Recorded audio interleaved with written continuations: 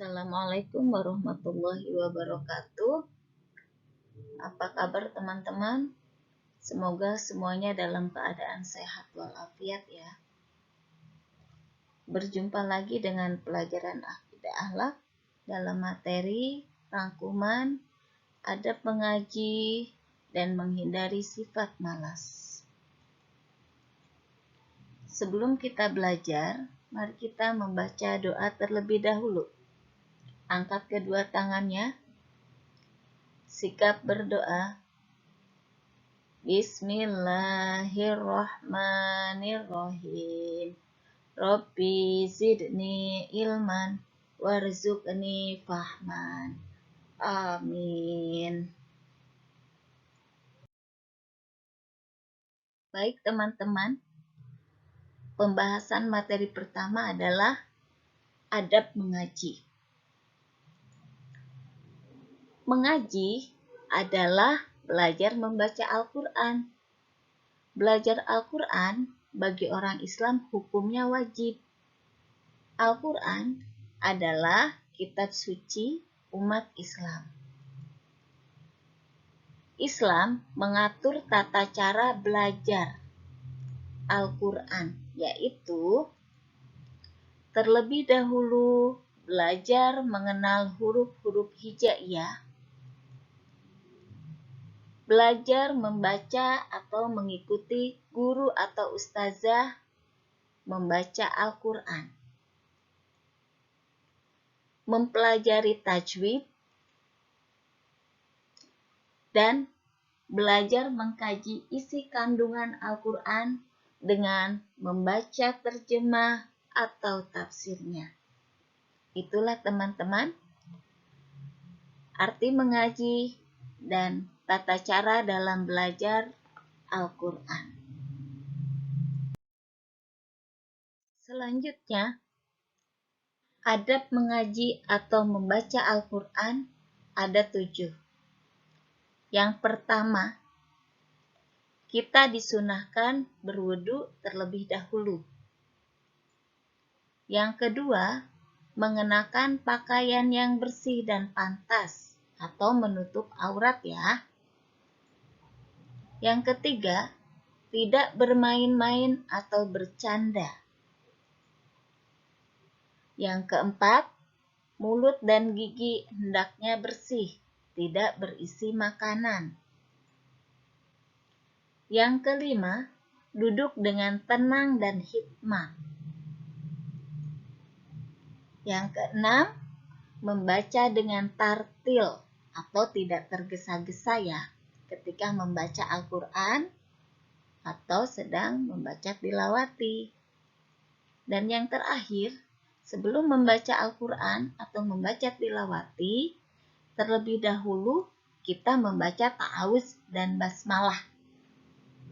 Baik teman-teman, itulah adab mengaji atau membaca Al-Quran. Sampai sini, mudah-mudahan teman-teman paham ya. Baik teman-teman, selanjutnya adalah materi kedua, menghindari sifat malas. Malas merupakan akhlak tercela yang wajib dan harus kita hindari. Malas adalah tidak adanya kemauan untuk melakukan sesuatu. Orang malas disebut pemalas.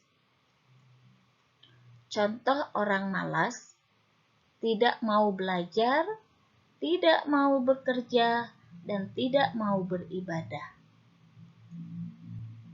Contoh cara menghindari malas adalah kita harus rajin belajar. Selain rajin belajar, kita rajin bekerja dan rajin beribadah.